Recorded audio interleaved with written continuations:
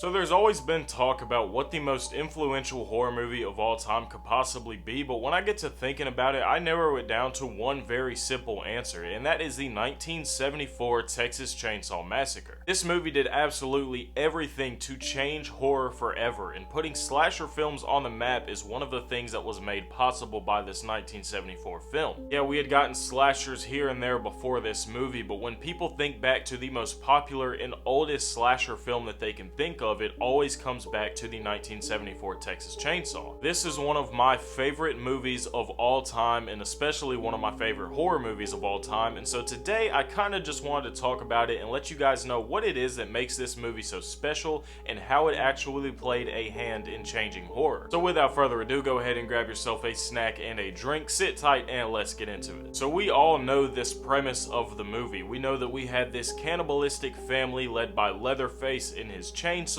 and this friend group on this trip through Texas, and they ended up being abducted and murdered by Leatherface and his family. I would like to say the whole scenic portion of this movie is absolutely beautiful. Now, if you actually want to see it and be able to appreciate it for what it is now, you need to go and watch like a 4K restored version, because like I said, this movie was recorded in 1974, so obviously the film is pretty old looking. There's a couple of scenes where it's really dark and you can't really tell what's going on, but you need to get yourself a restored version and watch it to be able to truly appreciate the beauty in the film. Another thing I can say is, for the year that it was, for 1974, the casting in this movie was really good. Everyone who played a member of the family played a member perfectly. It's like these people were literally made to play these roles in this cannibalistic family. They played it off so well, from the hitchhiker even to the cook, and especially to Leatherface. They played their parts so tremendously well. And this holds true in the friend group as well, especially when you look at our final girl who escaped, Sally Hardesty. The true emotion that she was able to bring out in this movie is insane, and I keep on saying for its time, but we have to remember this was literally 50 years ago. Equipment wasn't how it was, actors and actresses just weren't how they were. It was a lot harder for someone to bring out natural emotion back then, and that's just a simple fact. But this cast of characters was able to perfect everything, from every emotion to every scene, every reaction and response to whatever was going on in the scene at the time. It was all perfect. Another thing I really like about this movie is the look of Leatherface throughout the whole film. Obviously, a fan favorite is the Pretty Woman mask, and that is my favorite outfit of Leatherface of all time as well. But even before that, just the generic OG Leatherface, it is such a grisly and gruesome looking character. If I was around in 1974 and I went to go see this movie, I would literally be terrified. Leatherface is one of the scariest horror slashers that I've ever seen, and that still holds true to this day. Even in some of the remakes, like the 2003 one, we're not going to talk about the 2022 one, because that movie sucks, okay? That movie's bad. But the overall look of Leatherface in all of these movies is so nasty and gritty, and I really like it. It's not often that we get a genuinely scary looking slasher. Yeah, we can get someone with a mask on who runs around and they're killing people in these crazy ways, but when you add the aspect of a disgusting looking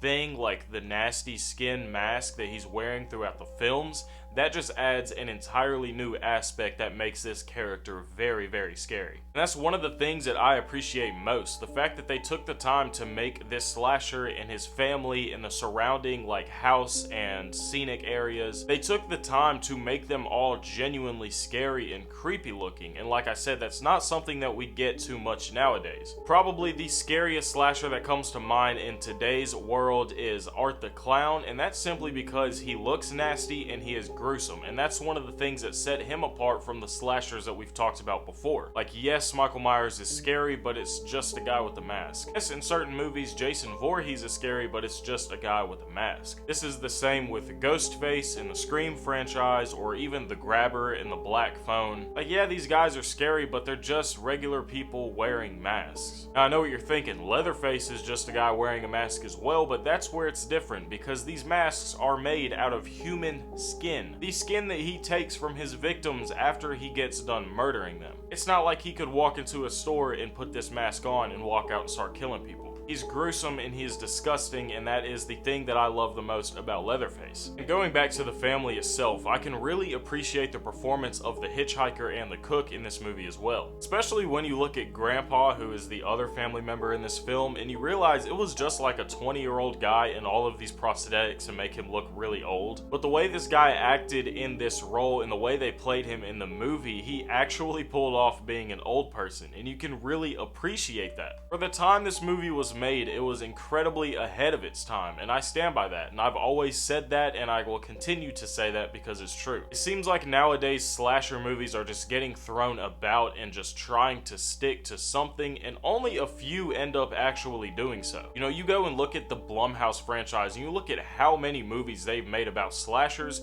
and then look at how many ones people actually still talk about to this day. There's a very wide gap in between those two. But a movie that people will talk about forever is the 1974 Texas Chainsaw, and for that reason, I think if you guys haven't seen that movie, you need to go and see it now. If I had to rank it somewhere on my list, I would say it is undoubtedly one of my top 5 favorite horror movies of all time. It might even break the top 3 threshold. I'm not sure. I'd have to sit down and figure that out. That would be an interesting video for the channel. Maybe I will rank my favorite horror movies. Maybe I'll do that soon. But definitely go and check out this Texas Chainsaw Massacre movie if you haven't seen it. Obviously, a lot of you probably have, but if you're like me, you hadn't seen it until maybe 5-6 years ago, because I think I had heard like once that the movie sucked and I just never watched it for myself, but then I finally pulled the trigger and did it, and it opened up an entire new world for me. Since seeing this movie, I was able to see how this exactly influenced horror and all of the movies that I personally like, and once again, that is something that I can truly appreciate. What do you guys think about Texas Chainsaw Massacre? Even if it's not the 1974, what do you think about some of the remakes or the sequels? Let me know down in the comments below, and if you guys did enjoy this video, then please be sure to leave a like and subscribe to the channel. And if you're going to subscribe to the channel, you might as well click the notification bell as well, because it is literally right there. Thank you so much for staying to the end of the video. My name is Hayden. It was a pleasure having you, and I cannot wait to see you guys in the next video.